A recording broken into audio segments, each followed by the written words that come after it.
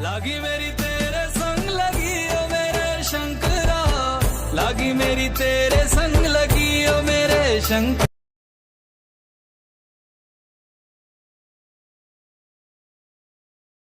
તો ચાલો મિત્રો, આપણે અત્યારે જઈ રહ્યા છે સિદ્ધનાથ મહાદેવ, જે ઓલપાડ તાલુકામાં ચરસ ગામે આવેલું છે. અહીંથી લગભગ 25 કિલોમીટર દૂર છે.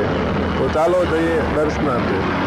डमरू वाले कैलाशवासी, तू जो है संग तो कैसी उदासी, कई जन्म भटके। શ્રાવણ માસમાં હજારો શિવ ભક્તો સિદ્ધનાથ મહાદેવના દર્શન કરવા ઉમટી પડે છે.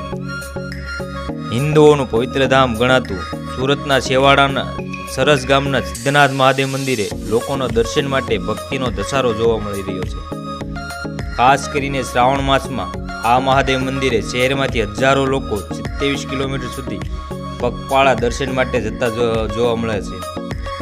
રવિવારે રાત્રે લોકો પગપાળા જઈ સોમવારમાં વહેલી સવારે તાપી કે નર્મદા નદીનું પાણી ચડાવીને પૂજના કરતા હોય છે. સિદ્ધનાથ મહાદેવ મંદિરના ઇતિહાસની વાત કરીએ તો તેની સાથે અલગ અલગ દંતકથાઓ જોડાયેલી છે. કહેવાય છે કે દરિયા કિનારે આવેલા આ વિસ્તારમાં ગોકર્ણ ઋષિનો આશ્રમ હતો. આશ્રમના પશુઓ આ જગ્યા પર ઘાસ ચરવા માટે આવતા હતા, પરંતુ ગાયોના ટોળામાંથી એક ગાય નિત્ય અલગ થઈ જતી ટેકરી પર ઊભી રહી હતી અને ત્યાં તેના આંચળમાંથી દૂધની ધારા વહેતી. આ દ્રશ્ય ગોપાલકોએ જોયું અને તેમણે ગોકર્ણ ઋષિને આ વાતની જાણ કરી. અને ગોકર્ણ ઋષિએ આ પોતાના અંતર્મનથી જોયું તો જમીનમાં શિવલિંગ હતું. ત્યારબાદ ગોકર્ણ ઋષિએ આ જગ્યા પર તપ કર્યું અને તેમના તપોબળથી આ શિવલિંગ જમીનમાંથી બહાર આવ્યું અને સિદ્ધનાથ મહાદેવના નામથી ઓળખાયું.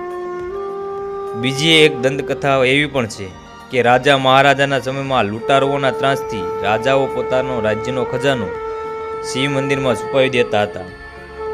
આથી વર્ષો પહેલા લૂંટારુઓની નજર આ સિદ્ધનાથ મંદિર પર પડી હતી.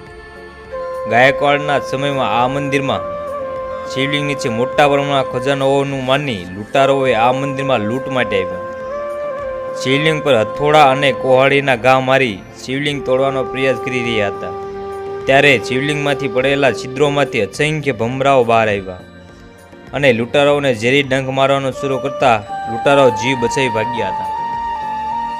આજે પણ આ લૂંટારાઓ દ્વારા ખંડિત થયેલા શિવલિંગના છિદ્રો જોવા મળે છે. મંદિરની આજુબાજુનો વિસ્તાર દરિયાના કારણે ખારું તળ ધરાવે છે, છતાં શિવલિંગમાંથી આજે પણ કુદરતી રીતે મીઠું ઝરણું વહી રહ્યું છે. સ્થાનિકો તેને ગંગાજી માને છે. આ મંદિરના દર્શન માટે સુરતમાંથી જ નહીં પરંતુ ભારતભરમાંથી શિવ ભક્તો આવી શિવજીને નમસ્તક થાય છે. ઓમ નમઃ શિવાય.